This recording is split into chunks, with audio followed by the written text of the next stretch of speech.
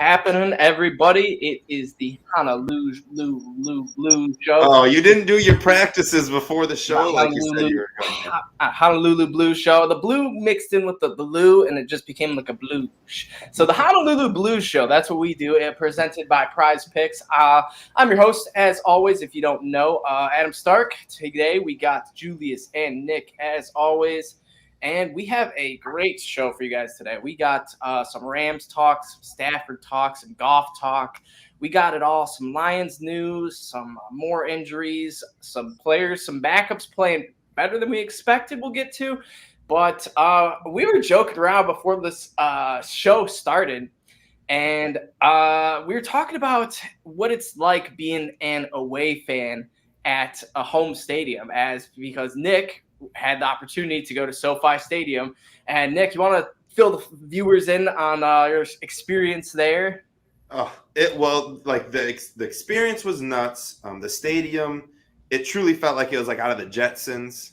Like seriously, it just was like, oh, it was crazy. The what is it? The monitor that's up top was just this 360, 150 seemed like yard long video screen that was double-sided, so you could see it from the lower bowl and the upper bowl. Absolutely nuts. An amazing stadium. The game was crazy. Not a lot of bad talking Rams fans.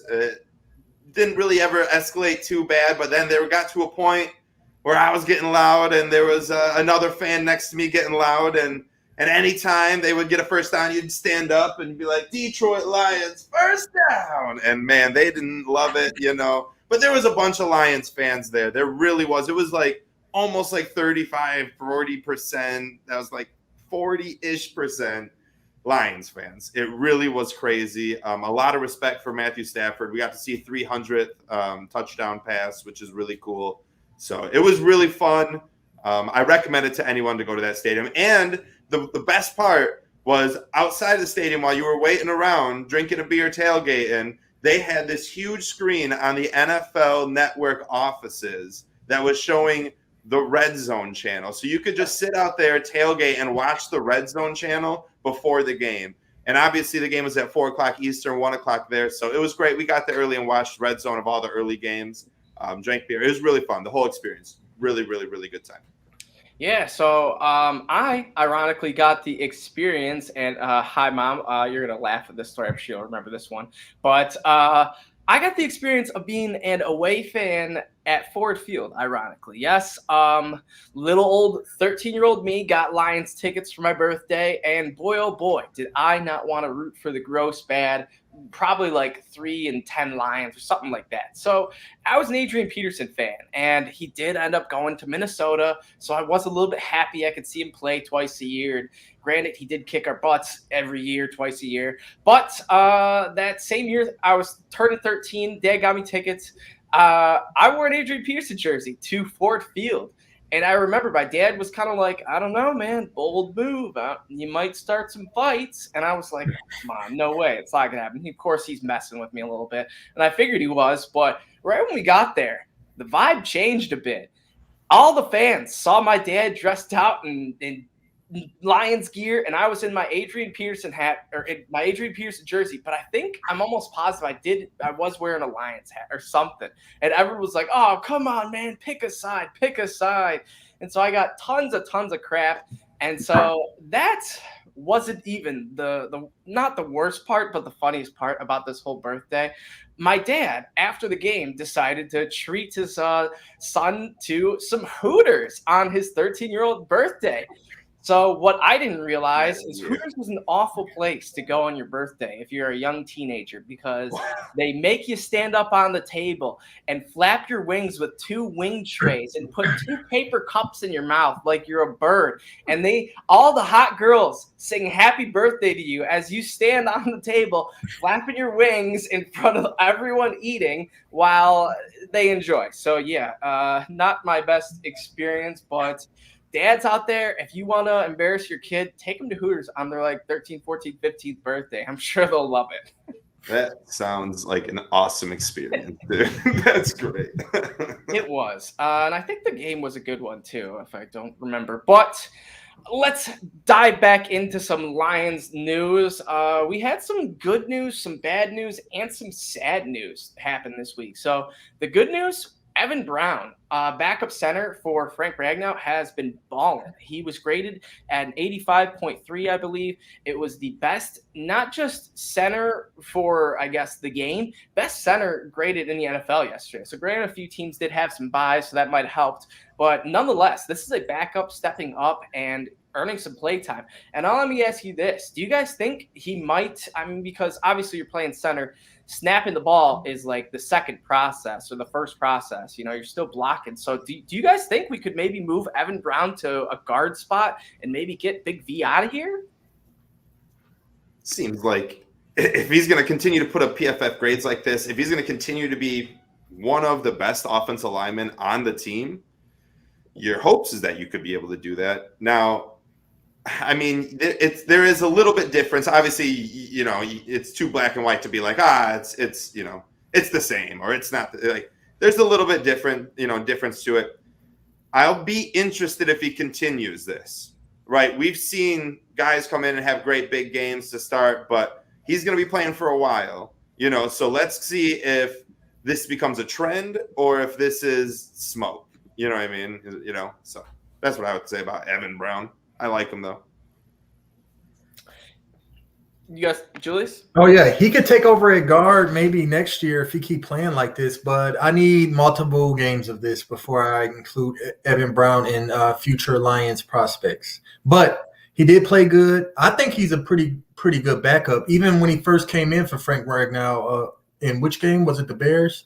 2 games ago. Yeah, it was against the Bears when he did well in that game, and so if he keeps this up, that's great. That's Lions found another player. And the one thing I don't want to start hearing diamonds in the dust, they can get. The one thing I don't want to start hearing is everyone going, "Oh, why did we sign Frank Ragnow to this big contract? Maybe the Lions just produce centers," because we have had a pretty decent history with centers. But all in all, Ragnow's a beast, and he deserves that money. He's earned it. He's our center. Even if Evan Brown wins the top center award for the next 10 weeks, Frank Ragnow's still our guy in that move. And we also can't just overlook the fact that he went up this week against Aaron Donald. Yeah. You know what I mean? Like, that's not just nobody. You know what I mean? That's not going up against the Jets and having a great week and being like, hey, that is Aaron Donald. We saw Penei Sewell get into it with AD. Like, it was a rough and tough match, and Evan Brown held his own, which is phenomenal. I believe it was I can't remember exactly what it was, but 0 pressures, 0 hits, like nothing up the middle.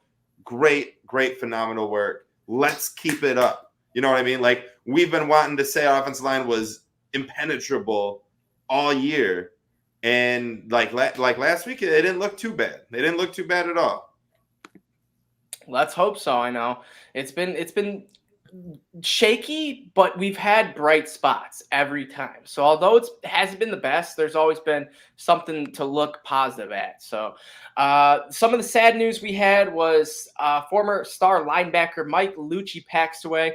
I never really got a chance to watch him, obviously, or honestly, much of his highlights. I know he was an all-pro, Pro Bowl linebacker for us. But did you guys ever get a chance to watch any of Mike Lucci's highlights? Nick, I know you're a big Lions guy. Julius, I don't know about you.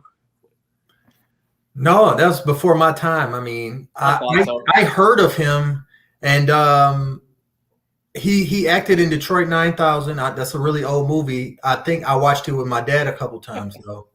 And he called the games on CBS for the Lions for a while in the late 70s, early 80s. But no, I didn't know much of him, but he seems like he was, pretty good Lion. He was a great Lion. Yep, solid dude. But some other bad injury news. Logan Stenberg headed to IR. He will likely be back for this season, so not awful news like some of the season-ending injuries we've had. But all in all, man, our offensive line is just slowly bleeding out. And honestly, it's really nice to see things like Evan Brown doing pretty well as a backup because the other guys aren't really there. If Big V goes down or if like Jonah Jackson goes down, I think we might even be bringing up a practice squad guy. I don't know who the backup is right now, so things could get real ugly fast. It's great to see, though. You know what I mean? Like, next man up, and everyone that's stepping up on our offensive line comes away with there's a lot of bright spots. It's a foreshadow of what our future holds. A lot of bright spots. There is a bright future coming. We're sitting through an 0-7, and I feel like I'm going to try to be as positive as I can throughout, the rest of the shows, whether we win a game or we don't win a game the rest of the season. You know what I mean? There's no reason to sit in the glumps. Yeah, I can't even think of the right word. I don't think that's even a word, but we'll make it up. I don't want to sit like that. I want to sit there and try to be positive. And there is a lot of good things happening, even if it's due to injuries, which stink, and we don't like to see it. We want to see those guys out there. But now we're getting to see what kind of depth we're actually building. And just think, next year when we know what depth we have and we have a cohesive second line, first line, it's going to be amazing. I cannot wait. The future is bright. Yeah, 100%.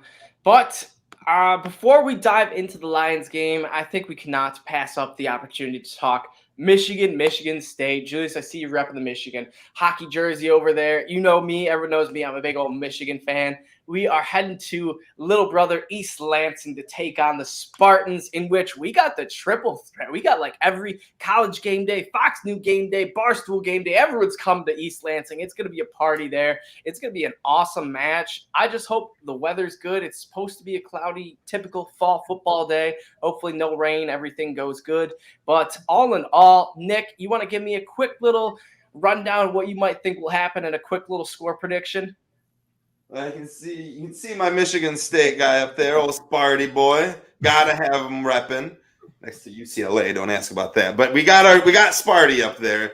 Let's go green on the banks of the Red Cedar. I don't know the rest of it, but let's go Spartans. Peyton Thorne is going to slice and dice Michigan up. It's going to be embarrassing. I feel bad for Jim Harbaugh. There'll be so much blabble in the media after this loss. It's going to be, Ken Walker's just literally going to put people 6 feet under on every play, hurdle people. He's going to do a Heisman pose because he's going to win the Heisman after this game, and he's going to explode 250 yards weekly for the Spartans. It's going to be great. A solid, realistically, I'm rooting for a solid 65-2 win. That would be great. But realistically, I'm going to get this close. It's obviously a Big Ten game. It is in East Lansing, which does favor Michigan State. I do think Michigan has more experience, obviously, in the bigger games. Whether they've won or lost, they've just kind of have bigger experience in that. Jim Harbaugh, the coaching staff, does. We'll see what Mel Tucker can pull out of his butt. I hope that we can take the victory. I'm going to say Spartans 31, Michigan 30. I like it. Good old high-scoring game. And honestly, regardless of what happens, I think the winner of this might be vaulted into the top 4 that first playoff announcement. It'll be close, but I definitely think there's a good possibility of it. Julius, give me how is Michigan going to dominate? Give me the real score. Let me just tell you this, okay? The Michigan State Spartans are lucky they escaped Indiana and without a blemish on their schedule. There are a couple games like that. While Michigan, meanwhile, has just been stumping through people. And I just think Michigan is the physically dominant team, maybe even the mentally dominant. And all they got to do is key in on Michigan State. Now, our secondary has been playing way up this year, right? So I think that the explosive plays that Michigan State has shown with their quarterback that Michigan hasn't even shown with their passing game, I think they can be subdued. I don't know. I just don't see – I can see a blowout. I really can. I can see Michigan 30, Michigan State 13. I like it. I can see a blowout too as well. I'm thinking it's going to be a 24-14, maybe 24-21. I'm going to 24-21, a little bit closer. I do think it's going to be a tight game. I think we're going to see a lot of ground and pound, but I wouldn't be surprised if Harbaugh flipped the script and just went air attack, pass game. It would be cool to see. But all in all, go Michigan. And Hail. Go Blue. Go Blue. But before we move on, my mom hopped in here, and I guess my grandpa worked with Mike Lucci at Vic Tanny's Fitness. So I guess I got some connections to Mike Lucci, which is pretty cool. But also go Wolverines, as she's a Michigan grad. So, but back to Lions. Let's talk our Detroit boys. The Lions game, man. This might have been one of the most exciting starts to a Lions game I can remember. Between the 70-yard screen pass, Swift touchdown, not to mention we did the prop bet. I put out the tweet that said, follow us, and you got a chance to win $20. Shout out Mike Lumwell, shout out Cardiac Cats for winning the $20. And DeAndre Swift took it to the house when nobody expected it. And man, oh man, this dude, I'm just loving him more each and every week. I am so excited that we drafted this guy. So happy. And what were some of your guys' reactions after we get this 70-yard touchdown and then very next play besides the extra point, onside kick? Like, Nick, what is going through the brain? You're live at SoFi Stadium right now, a couple beers deep. Tell me, I need to know. It like almost still hasn't registered. Like, it was nuts. Like, just the look. Like, I turned around and I like looked at all the fans, and they were just like, their eyes, their mouth wide as could be, just in awe. First off, like, the play was outstanding, and it was like almost like, yeah, I get to root for something. You know what I mean? Like, I don't know how well this game's gonna go, but we got a really random 70-yard touchdown. Like, that's not gonna happen every drive. Like, take it when you get it, start the game, like, let's go. And then they flip the script and they onside kick it, and you're ripping the seat out of SoFi and you're throwing it, and you're just like jumping over the rafters. Let's go. This is crazy. Who expected that? That's probably the last time they'll do something crazy like that all game, you're thinking, but let's go. We got it. Like, how often do you get an onside kick? Just everything was happening. Again, you turn around, you see these Rams fans like in awe, and you're just like, let's go. So I was freaking out. Live, it was very fun. Stadium erupted because there was a ton of Lions fans there. So it was really cool.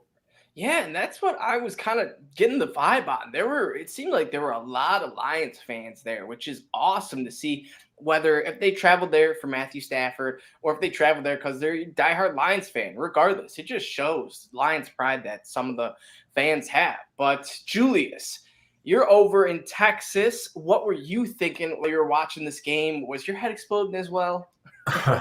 My head was exploding, but I did not watch this game. I listened to this game because I was driving home from an event, and I had a couple hours. It was right afternoon, and so I listened to the game on the drive home, and I was stunned at what I was listening to. Swerving over the road. See, I love this. Yeah, you guys, my mind. Like, are you listening to the Lions game? I couldn't believe how many times it kept happening now. Like, the first time I was, everybody loves fakes. And to execute each and every one of these things to perfection.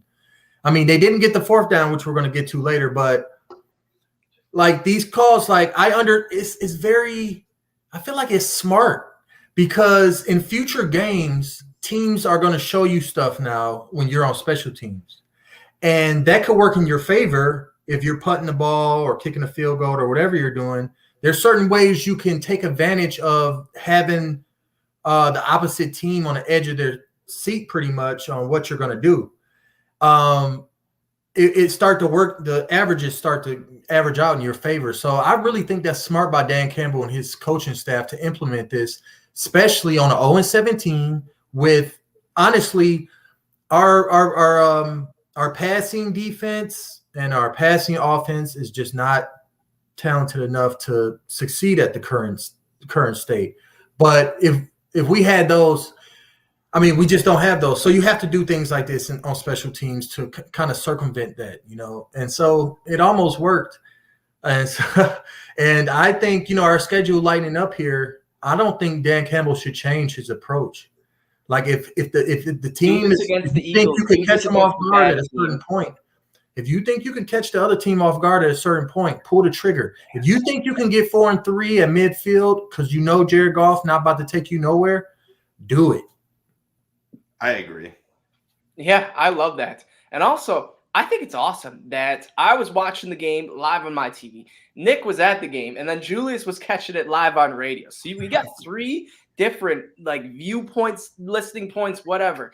But you guys probably missed this part, and I forget who the reporter was, but she talked to Dan Campbell right after the Swift touchdown, and she said Dan Campbell left me with a big smile and was grinning, like as it went to like cut for the commercial break. Then she came back without a commercial break. Lions got the onside kick, and she comes back on. She goes, "That's why he was smiling after," because she's like, "You always know something's weird when a head coach is smiling and grinning like that." And she's like, "I felt there was something up, but I didn't imagine this." And I was like, "That's awesome. I like that." That is so cool, man. I wish I would have been able to yeah, that's super cool. He's like, yeah, man. I mean, no, she asked him, did he had already did the first trick with when the onside the first thing that he did? I think that it might have been for the fake punt because she and then after the onside she went to the sideline and was like, "You got any more tricks up your sleeve?" And he kind of laughed at her like, "I don't know, I don't know." Next play, fake punt. That's what it was. It was the Jack Box. Yeah, the Jack Box. Beautiful touch pass. A touch pass better. It was nice. It was a nice throw. Has thrown all season. He is looking phenomenal out there. Jack Fox. Are we in a hashtag start Jack Fox over Goff mode yet? No, that's a little too early for that. Can I see a couple more dimes from Jack though?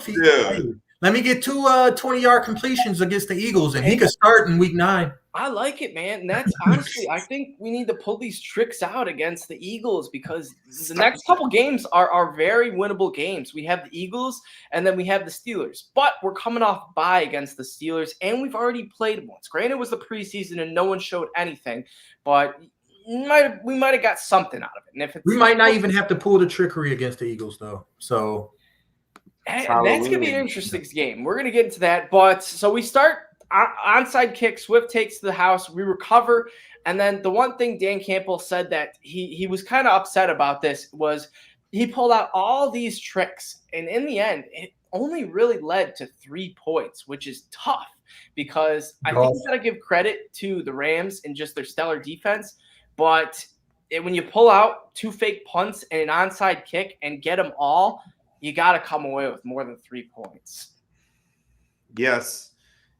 Look at how our red zone team is dreadful. Like Jared Goff is throwing so many interceptions in the red zone, fumbling the ball. We're just turning the ball. We started so good too. Remember when we were like 11 for 11, 12 for 12, best in the NFL? We have fallen apart, dude. We have absolutely fallen apart in the red zone. And I don't know what's happened, but Goff threw, I think both of the interceptions were in the red zone, if I'm not mistaken. I know the last one was for sure, but the first one might have been a tip pass. I can't remember. The thing about the fakes, though, is what I like about them is they were fake punts.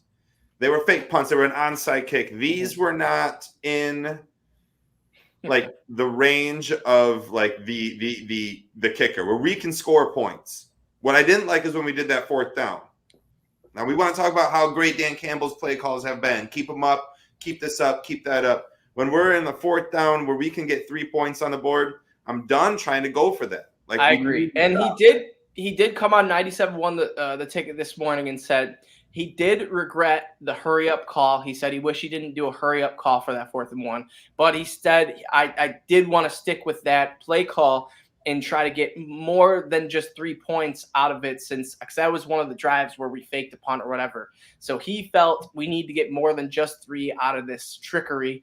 And I get that, but I think we need to be a little bit closer. I think this needs to be a goal line situation or not even just we need to get points. It's still a chess game. There is a point in this game where at the very end we could have still been in it. Down by 5 points rather than 9 or 6 points rather than 9 points. Had we had, I will say we did turn it over. They got the ball, and then they immediately turned it over, and then we got a field goal out of it. So it was kind of a wash in which it sort of worked out. But if we don't stop them there, then they likely get 3 points and put the game away before the 4th quarter.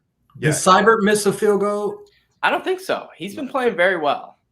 We need to give him more shots from distance, man. See what he can do. I mean, he's still a young guy. We barely know much about him. He's been making his kicks.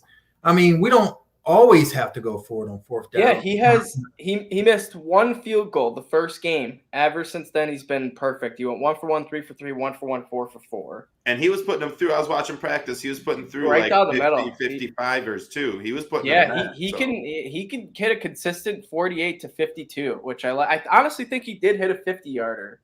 To answer that question that popped up, though, I do not want to trade a first round for Tua. I'm out on Tua. I was a pretty big advocate for Tua for a while, but I'm fully out. No first round pick. If they want to trade us Tua for like a second round pick, I would entertain that idea. I really would, especially with him still being on a rookie contract. Mm-hmm. And I'm okay with drafting a quarterback as well. I think he would mesh well with Goff too, which that aspect of maybe trading for a guy, like if honestly the Eagles want to get crazy and they want to take a quarterback first overall, I wouldn't mind tossing a third or fourth round pick for Jalen Hurts. I mean, granted, he hasn't done much, but I do not like Jalen Hurts. I don't want Jalen Hurts. I don't want Tua. Come on, I want to find our own guy. I want a quarterback, dual threat guy that could do it. Not from Deshaun Watson. You want Deshaun Watson? He's not coming here. So I'm not even getting my hopes up. He's got the no trade clause. I don't even think about that because Nick over here licking his chops. I don't know. I disagree. You get us Kayvon Thibodeau, he's going to be like, Detroit doesn't sound too bad. Hold on here. That's a good point. But, and honestly, speaking on the Kayvon Thibodeau, the fact that, we're going to get this number 1 overall pick. Knock on wood. Knock on wood. If you look back at some of these last picks, like, look at the Bengals. They took Joe Burrow in 2020, and now they're number 1 in the AFC and looking like they're headed to the playoffs. Kyler Murray, 2019, Cardinals, best team in the NFL. Granted, the Browns did get Myles Garrett and Baker Mayfield the back-to-back years, but I don't think their record was the reason why they had one of those picks. Maybe not. But actually, no, I think that was the Hugh Jackson 1 in 15, 0 in 16, so disregard that. But anyways, they got Myles Garrett and Baker Mayfield-ish. All of those teams have something in common. They're all quarterbacks. So getting our defensive lineman isn't going to propel us, in my opinion. By just Myles Garrett, Jadeveon Clowney in 2014. Myles Garrett was coupled with a quarterback. That team still had to get a quarterback. What if it is a quarterback? Well, I hope not. Then I hope it's Malik Willis, and I bet it is a quarterback. No, I hope not. But to get more into this game, Nick, you mentioned it earlier. We had Evan Brown going up against Aaron Donald and a phenomenal defensive line in the Los Angeles Rams. But it wasn't just Evan Brown going toe-to-toe with Aaron Donald. It was our man, 20-year-old Penei Sewell, who was absolutely not taking shit, not taking nothing from Aaron Donald, a Hall of Fame defensive tackle. And man, oh man, this has me all in on Penei Sewell. I know Jamar Chase is looking like the best receiver since Randy Moss, since Calvin Johnson. But man, I'm still happy we have Penei Sewell. This dude is 20 years old and is not backing down from Aaron Donald. And when Aaron Donald grabs his face masks and tries to assert his dominance, what does Penei Sewell do? He grabs his right back and says, "How's some of that, bitch? I'll give it right back to you." And that's what I love to see out of our young guys, man. It is a Dan Campbell kneecap biter, and you can see that Penei Sewell, I feel like he's all in on this team. He knows we suck. He knows we have nothing to lose for. So he's not backing down for no one. He's not taking shit from no one. I love this dude. And honestly, he's probably going to be my next jersey purchase. Definitely. He's my favorite player. Yeah, like number 58. Oh, that sounds great, dude. I would love that jersey right now. His jersey is sold out right now, all on Fanatics and the NFL shop, and it's for good reason, because he's going to be a fan favorite of the Detroit Lions for the next decade, because he embodies everything Dan Campbell wants in a player. He embodies everything the city of Detroit wants in a player, and he's really good, and he's really young, and he's a good guy, man. He just don't take shit, man. That's all we want. That's the kind of players you want. And I really love Penei Sewell, and he had a great game against the Rams too. And he's been getting better ever since that Bears game. which is what I like to see. I mean, you can have a bad game, you can look rough, but as long as you're showing me progress each game and, not taking big steps backward, it's okay to take one little step backward and 2 steps forward. But if you're not, regressing a ton and slowly making progress, then that's all I need. Absolutely. Like, this is 2 weeks in a row that he has really shown a lot of progress after having 2 or 3-ish really bad weeks, like not good weeks. Like one of the lowest graded on the team. He has flipped that and had 2 very exciting weeks. Again, a lot of bright spots, a foreshadow of our future. It is so bright, and I cannot wait. This kid, 20 years old, is doing this stuff. Aaron Donald is a human being that I would cry, I would curl up in a ball and cry. Like, I don't want anything to do with AD. And Sewell's just out there, 20 years old, like, hey, let's go, big boy. Yeah, absolutely. So. And yeah, Donald, this is a dude that gets double teamed and triple teamed consistently. So if you get Penei Sewell that can handle him himself for, honestly, like, doesn't have to be the whole game. If he can do it the majority of the game, that's a win for me. So Donald wasn't honestly a huge X factor in this game. I honestly think it was Jalen Ramsey that obviously with the last interception was the nail in the coffin on us. But all in all, I'm liking what I'm seeing out of our young guys and this offensive line. When we move Sewell back to the right tackle, he's going to be going against weaker defenders. He's not going to be going against the stud guys trying to come off the blind spots. He's going to be going against the weaker defensive ends. So I'm excited for it. Granted, he out of his natural position in, whatever you want to call it, he's playing right tackle, and he's going to have a slightly weaker competition. So I think it's going to help in the long run. Sewell is 6'8", 338 pounds, I believe. And he is not – Aaron Donald ain't stupid, okay? Aaron Donald crushed a lot of guards and centers' souls. And a big reason why is because he is physically stronger than them. But that cannot be said towards a 20-year-old Penei Sewell. I am confident Penei Sewell is going to be a very good player for the Lions in the future. And my favorite thing is so many offensive linemen are so scared of Aaron Donald. And then Penei Sewell says, he doesn't say hold my beer. He says hold my coat because he's only 20 years old. He can't drink. So I love that. Thought that tweet, and I was laughing so hard at that. Any other last thoughts on Penei Sewell, Nick? You might have looked like you were about to say one last thing. I love the kid. No, no. Like, you guys said it all. Really, I can't even add anything to it. Like Penei Sewell, we're so lucky to have him. The Lions were in such a good position with the 7th pick. We were getting Jamar Chase or Penei Sewell. Yeah. I had to take it either. I like the interior more, honestly, but I love it. Let's go. Absolutely. And not to mention, Penei Sewell has been playing great, but honestly, he may not even be our best value for young guy. I don't know what you want to call it, but what I'm getting at is Jerry Jacobs has been balling out, and he has really stepped up for all the injuries we've had, including Jeff Okudah. And I made a tweet earlier and said Jerry Jacobs is everything we wanted Jeff Okudah to be. And honestly, it was kind of a joke, but it was also kind of serious because this dude has proven himself. He's an undrafted free agent. He had that one pass interference call that honestly could have changed the game. I think it was a bullshit Lions call. It seemed like it was great defense. He absolutely played it the right way, but because he didn't turn around, they threw the flag. And that doesn't always mean it's a flag on the play if you don't turn around. Granted, 9 out of 10 times you usually get the flag, but Jerry Jacobs played this perfectly. He read the wide receiver's eyes. He got his arm up at the exact same time the wide receiver went to go catch the ball or whatever, and he broke it up perfectly. Now, in fast time, it looked like he was running into the dude, making I forget whoever the Dallas Cowboy player was when he destroyed Pettigrew on the flag pickup. But it looked similar to that play in which fast pace, it kind of looked like a flag, but when you slowed it down, it was good. It was good coverage. So Jerry Jacobs, he's a guy I'm really liking. Is he impressed you guys at all, or is this just me? The entire secondary. Jerry Jacobs very much so included, and maybe leading it right behind Tracy Walker, in my opinion, who has stepped up immensely after being ridiculed on this show weekly, he must have listened enough where he was like, all right, I should probably play like football, and he's doing it. So it's great.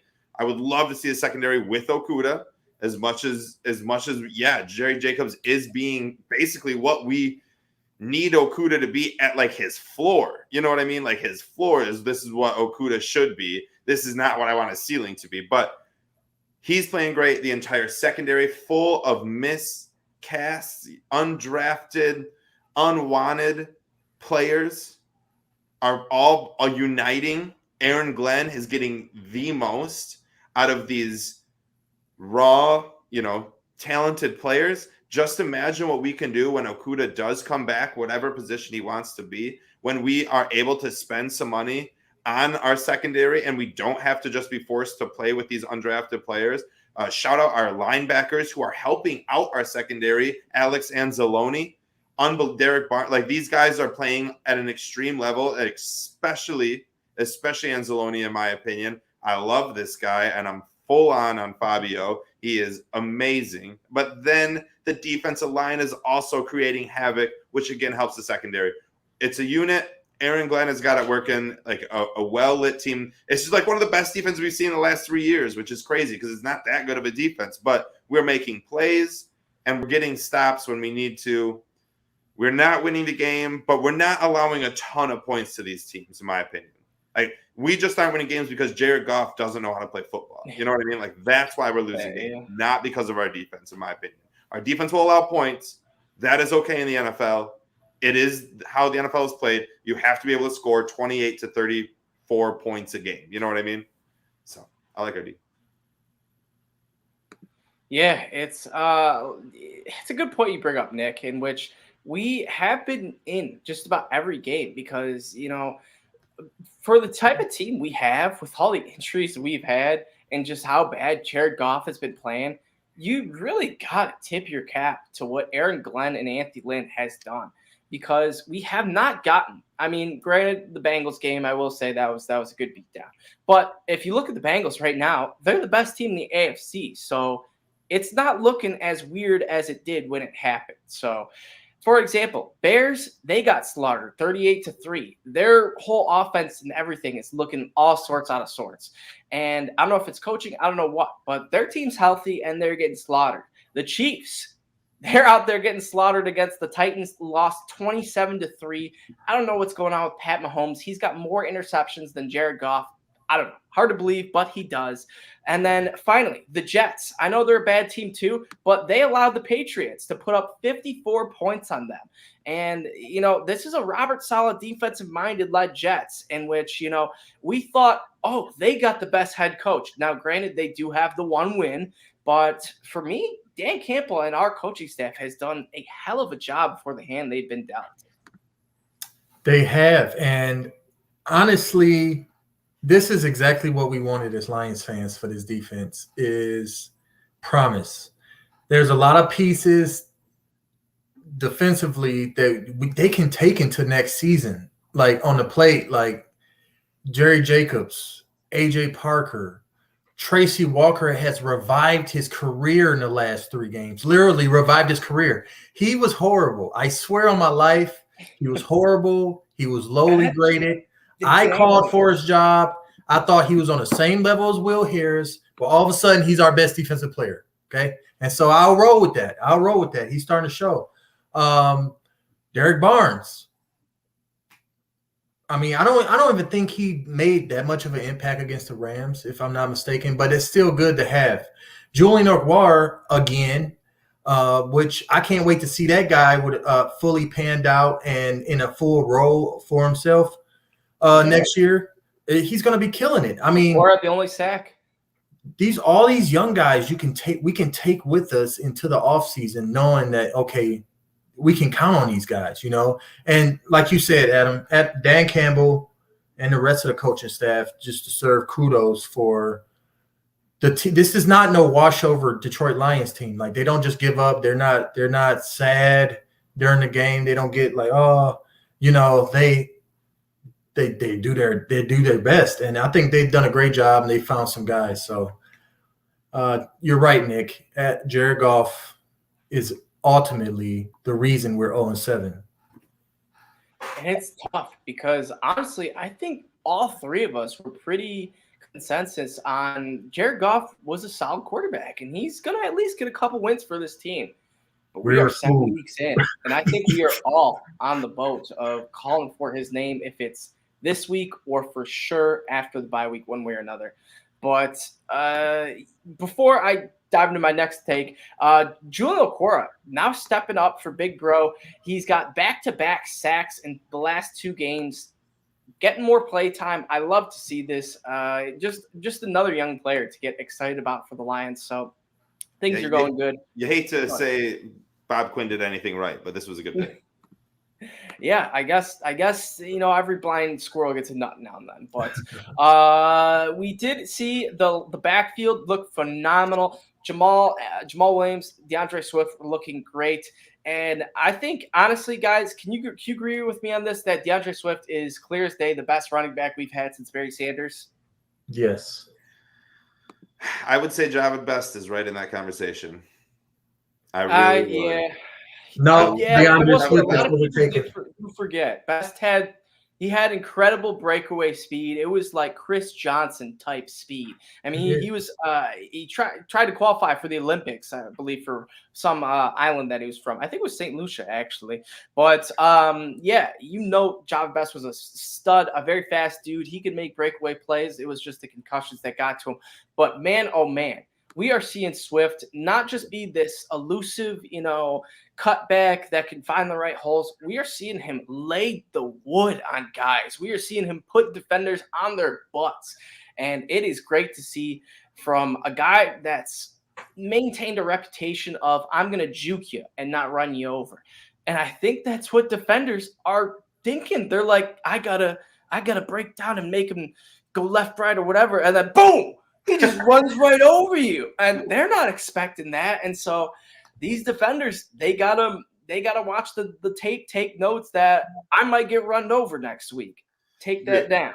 And he got hoisted, or he got hosed on his freaking angry runs win for the. He was going to be his first time, two-time, winner. What did he ever send in his picture? He did. He did. They presented it this week, so he ended up sending it in. So there was no animosity towards it. If he didn't ever send it in, I could have got that. Where they were like, all right, maybe he's disrespecting it. But he sent it in. He was a little late to the punch, but, Swift ain't a Twitter guy. He's not watching Good Morning Football all the time, No, not at all. Yeah, for sure. But what ended up winning was Jonnu Smith, who held someone's hand and then whipped him down with his hand. But, dude, DeAndre Swift, killed a dude. I'm sorry, that guy had a family. Man, I was yelling that at the game. I was just like, Swift! He had a family. What are you doing? See, I haven't saw that highlight yet because I listened to the game, so I haven't even seen it. And then, and then in that same game, we saw a check down pass where Swift juked so hard he nearly broke his own ankles, and he got so low to the ground, put his arm down to keep his balance, then took another dude's ankles, and it was ended up being like a 15-yard play that should have been 3-4 yards. It's great. I love the dude. I really do. Second best PPR running back in fantasy football. I had him on a keeper league where you can keep 0 to 2 players, and I did not keep him, and I'm very sad about that right now. But life goes on. Way to go, Swift. Keep rocking. I hope he gets up to number 1, surpasses Derrick Henry. Yeah, it definitely could happen with, just the way this Lions team has gone and all the checkdowns. And I want to say Swift is top 10 in targets for all pass catchers right now. So number 1 running back in receptions. By far. So yeah, it wasn't just Swift getting all the targets. We did see TJ Hockenson. He led the team with 10 targets. And then we also saw Khalif Raymond popped off. He went 6 for 115, including a couple of nice catches, couple of nice thrown balls by Goff, one in which that it seemed like it was Goff's best throw ever, in which he rolled out of pocket, put it right on the money for Khalif to make a nice catch. And are you guys feeling the same thing that I'm feeling, in which Khalif Raymond can absolutely be a dynamite number 2 guy for us? I have him in the slot any day of the week next season. Bring him on. Bring him forward. I mean, he's earned it. He is competent. He runs great routes. He's very, very elusive in his breaks. I think he was an awesome free agent acquisition by Brad Holmes. And yeah, he could be our starting slot receiver going into next year. I'm perfectly fine with that. I agree. I said this when he first came over. I said this during the offseason. He's so fast. It's crazy. He's what Amon-Ra St. Brown kind of should be, I feel. Like he's who he wants to become. Khalif Raymond just needs chances. But he is that good. He can be a Cooper Kupp type player if he can get his routes crisper because he's got the speed of a Tyreek Hill. He just has to get good routes. But the guy is so fast he can be unguardable. We just have to have a quarterback that knows how to throw to him. Like Matthew Stafford would love this guy, in my opinion. But Jared Goff doesn't have an arm for him. So we have to make him like a Deebo Samuel type, and we have to get him 3-yard plays scripted for him. But that's not going to work all the time. Like if this guy would be able to have a quarterback who would be able to, get around in the pocket and let him just kind of get around and adjust wherever the open slot is, he would be a very successful slot receiver. I like him a lot. I've said it multiple times on the show, and I'll continue to say it. I will die on the hill. Khalif Raymond is a great player and needs to be starting continuously. Yeah, I agree. Oh, what's that? Oh, my gosh. I just got an Amber Alert. Oh, missing wide receiver Amon-Ra St. Brown from the Detroit Lions. He's been absent the last 2 of his last 3 games. Gone catchless 2 of the last 3 games. What is going on with Amon-Ra St. Brown? Is he just kind of becoming a rookie that's been overshadowed by Khalif Raymond, or has he actually started to take a couple steps backwards? I don't think he's taken a couple steps backwards, but he had a great game a couple games ago. Like every other. Yeah, it is every other, every 2. I think he's a rookie. He's a rookie wide receiver with running out of a horrible offense right now, outside a couple pieces. Primarily the quarterback sucks. And he's learning on his own little pace.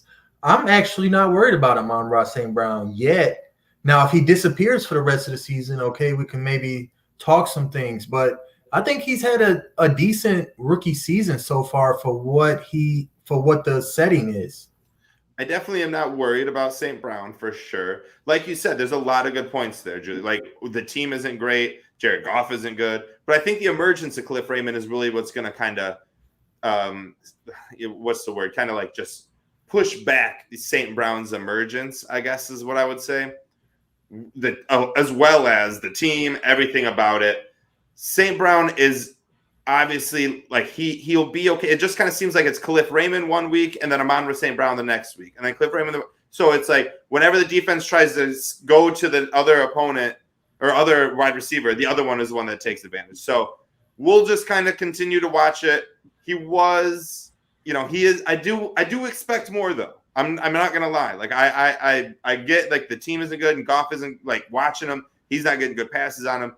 The fact is when he does get the chances, I want him to make them. I want to see big games out of St. Brown. I want to see at least like 2 or 3 this year to really make me be like, yes. Because as of right now, going into like next year, I'm like, I don't know if he's a starter. I know it's interesting because I mean it's kind of good but kind of bad because good in which we've had other players step up, but bad in which this was a guy that we were hoping for more out of, and we have seen flashes, but need a little bit more consistency. And granted, maybe a better quarterback and a better offense could turn this all around, but as of now, haven't seen a whole lot of promise out of Amon-Ra. So not the worst thing in the world, but. I mean, 7 games in, 204 yards. 204. I feel like we gotta do better than that. Yeah, I feel like it's not terrible, but it's not good. So I mean, obviously it could be worse. He could be like a guy that's like a Brandon Ayuk, JJ Arcega-Whiteside, someone that just fades into oblivion. N'Keal Harry, where they just are nothing. So at least we have seen flashes, but you know how many I could put a montage together how many times Amon-Ra St. Brown has been wide open for a great point. For a touchdown, and Goff just didn't look at him. Yeah. I mean, it really does fall on Goff. Your wide receivers can only be as good as your quarterback. It's 100% true. Yep, definitely. So speaking about our quarterback, guys, is it time we put David Blau in? I know we're coming up with this bye, but this Eagles team is probably the weakest team we are going to face all season. I mean, the Broncos are looking pretty good.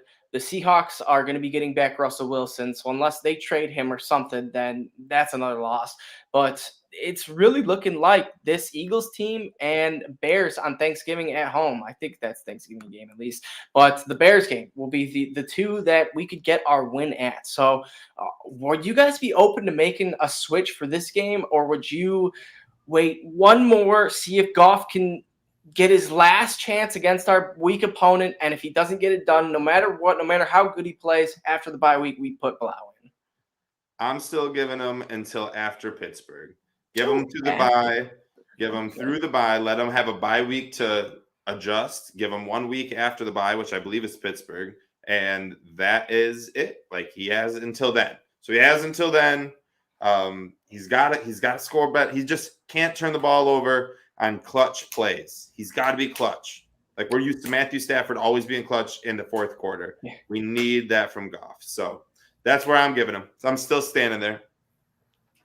100% against Pittsburgh after the bye week. That's the limit. If he's still Jared Goff at that point, I 1,000% agree, Nick. Let David Blau rip it off. Do his best Brett Favre impression for us for the rest of the season. I guarantee he wins a game. I guarantee it. See, now here's something I wouldn't be opposed to, is if the Lions start out against this Eagles game, we march down and Goff either makes a couple mistakes or only gets 3 points on an excellent looking drive, or Swift makes plays or someone else makes plays, and we get down to the goal line.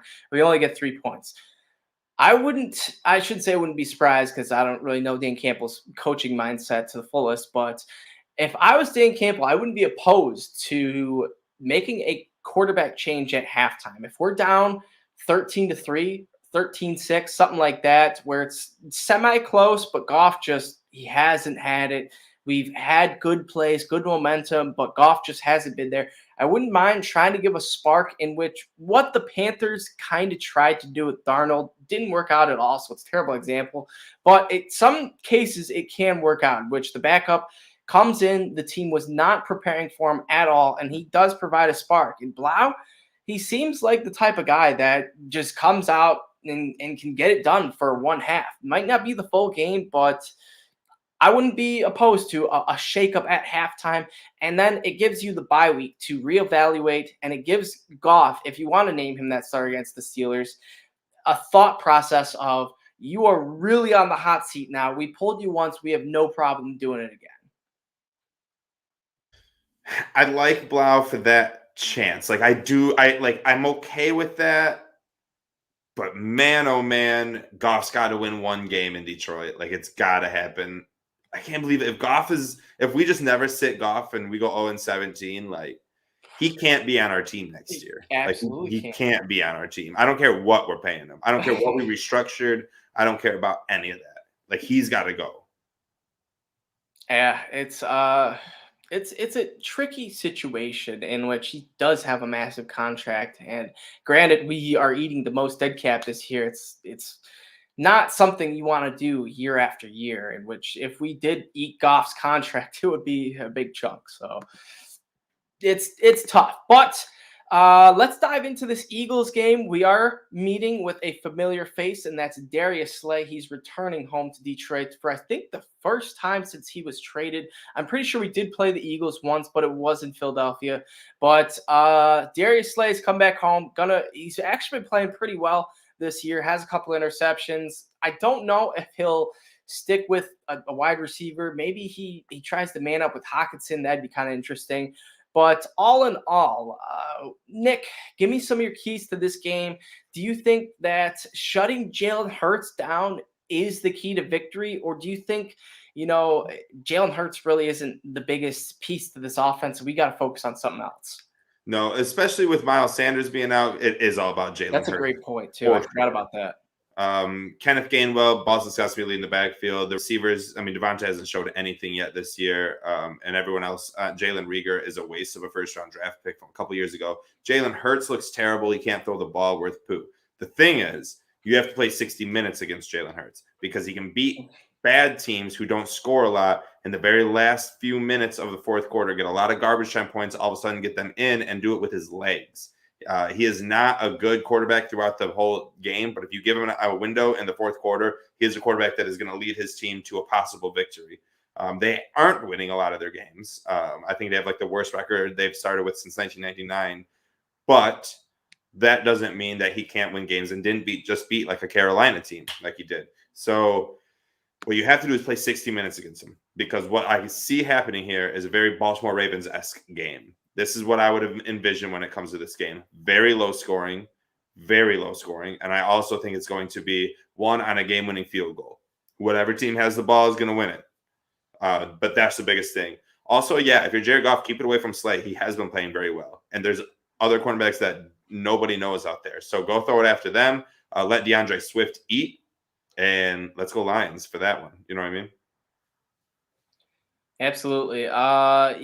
One other thing I think we do, my biggest key is I think we got to keep Jalen Hurts pressured. And we saw, I don't know if you guys ever watched the Eagles. I think they had 2 primetime games the last couple weeks, but Jalen Hurts seemed to pop out of the pocket as fast as he could.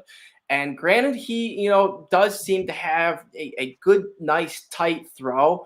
It's inaccurate. So if we can get him outside of the pocket and scrambling, I think more times than not, he'll either miss the throw or, throw an interception or something. So keep Jalen Hurts flustered, keep the pressure on him. Don't, try to keep it to, don't allow Hurts to have the last possession, because the Eagles do have a decent kicker in Jake Elliott, and Hurts is a type of guy that can dink and dunk and get down to the 40, 50-yard line and win it on a game-winning field goal against prevent defense, in which we've seen twice now this year.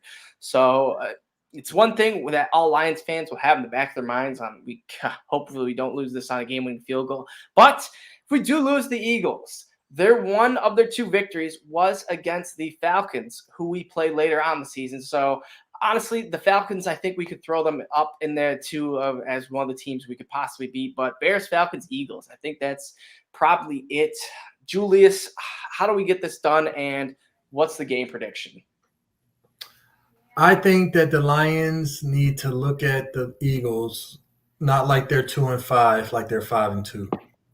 They need to come out with the same energy and focus that they came out with against Baltimore, and they came out with against the Rams, and they came out with after halftime against the 49ers. They got to keep that edge that Dan Campbell has brought to the roster. If they do that, and they can execute defensively in similar fashion that they have, pass rush on the edges, getting Hurts, containing Hurts. The secondary continues to play decently. Alex Anzalone, Derek Barnes, Reese Maben, linebackers continue to play decent. Then they have a shot. Now, our biggest weakness as a team has been that we cannot score. We cannot score enough points to win. Our defense has played well enough several times. If we had a good offense, we'd probably have a winning record. That's how good our defense has played. They've given up a lot of points, but it's a lot to read into that. They play good enough for us to win games. Our offense need to play good enough to win this game. I agree with you, Nick. DeAndre Swift needs to be focused of the game plan, Alvin Kamara style, and TJ Hockenson need to be working over those trash Philadelphia linebackers that are the lowest graded in the league. And Khalif Raymond and Amon-Ra St. Brown working underneath. Jared Goff, chill out, bro. You can get this one. If you can't get, matter of fact, I changed my mind about Pittsburgh. You're right, Adam. Bench his ass at halftime. If the score is 17-3 or some stupid stuff against the Eagles at home at halftime, Jared Goff got a pick or two, a fumble or two, a overthrown pass or two. Bench him. forget about it because this is a winnable game. This is a winnable game. We just have to score more points than them. Yeah, absolutely. And the Eagles are a team that, aren't always scoring a ton of points. They've been held their last 2 games to 22, 22, 21. So I think if the Lions can put up 24, I think we have a great shot at winning this game. We're winning this game 19-17, game-winning field goal, Austin Siebert. Man, how excellent would that be? Just finally the right side of 1917. And we were for a moment on this Rams game. And honestly, shout out to Dan Campbell for at least allowing Jared Goff to take a snap while having the lead, because that was the first time Goff got to take a snap while having the lead, and it came off of a onside kick, lo and behold. But regardless, we got it done. So checking off the things. But for me, yeah, I think it's going to be a close game. I'm going to go 24-21. I think 24 points will be the magic number on what we need to hit. That was the same score you had for Michigan State. Be creative. Oh, come on. Everyone loves a good 24-21. No one loves that game. Well, all right. Since I'm not creative enough, I'll go 27-23.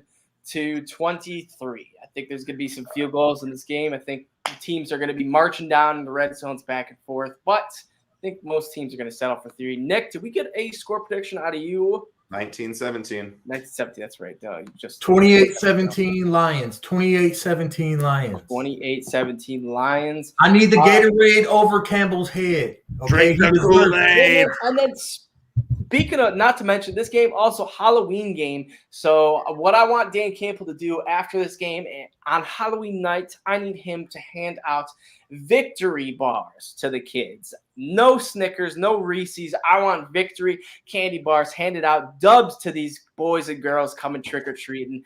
That would be the best present, best treat, whatever you want to call it. But all in all, you guys can check us out on Twitter at the Honolulu Blues _. Check out me on Twitter. Nick, I love the police hat, getting into the spirit. Oh, speaking Nick, yeah, you guys got kids. Before I wrap this up, what's the kids' costumes and what Halloween candy are you guys going to be giving out if you are a Halloween giver out or sub candy, whatever? My whole family. Go ahead, Nick. All right. We don't give out Halloween candy because we're out trick-or-treating, all of us. But I will eat all of Juliana's Reese's. That is for dang sure. And she's going to be Ariel. Oh, I like it. We usually do trick-or-treating and we hand out candy. We kind of split it up. We're going to be the Incredibles as a family. I'm going to be Mr. Incredible. My wife is going to be the wife. And then the baby is Jack. And then my son is, the fast one. Dash, yeah. Dash, yeah. Okay, yeah. So it's pretty sweet. And we're handing out tons of chocolate. But I'm going to be straight in my son's trick-or-treat bag too. So it's going to even out. You know what I'm saying? If he got any Skittles or he got any Snickers, it's over. Yeah, man. My girlfriend's little brother, he's going as Bart Simpson. And ironically, he's allergic to peanuts. So downside for him, but I get all his Reese's, Snickers, and all that deliciousness. So, yeah, always good to have some Reese's on Halloween. But as always, check out me on Twitter at EverydayFFB. Check out Nick on Twitter at NickFavorNFL, and then check out Julius at the Fifth Top. And yeah, that was a sweet ball. Had to cop something from that stadium. Nice little something. Nice now we got that, and then we got our Lions versus Rams. Oh, I like that. That's pretty nice too. Good. There you go. Now you gotta send that down to Stafford. Try to get that signed, not framed, but put in the ball case. Dang, that would be sweet if Stafford signed that ball. How do I get a hold of him? Anyone know? Anyone got his phone number? I'm sure the Rams I'm sure they have some sort of mailing address. Or hey, go to LA and go stake out some Stafford event that I've been known to do. I'll send you with the ball, Adam. You know what you're doing there. You get that autograph. Yeah, man. Were you at? Yeah. No. You're at the Canton Expo. I was thinking you were at the Texas one. But the whole different story. Thanks for joining our show, everybody. We will see you guys next week. Go Lions. Go Blue. Go Blue. Go Blue. Go Green. Hey, sign up with Prize Picks too. Yeah. TJ, yes, as always, we got signed TJ Haggis ball. Forgot to mention. Everyone announce Prize Picks. Wait, don't fuck it off. We have a sweet little There's promo more. going. Signed TJ Hawkinson ball. Nice Lions embroidered TJ Hawkinson ball too. Going on our Twitter, Honolulu Blues. Just got to sign up on Prize Picks. Download the app. Deposit $10. Use code Lions, and you are entered to win. You will get 10 entries once you do that, and that's all you need to do. Deposit $10. New entries. That's it. I think we got it. We good, boys. We good. Let's go. Good, baby. All right, Go Lions. Lions. See you Beat guys the Eagles. next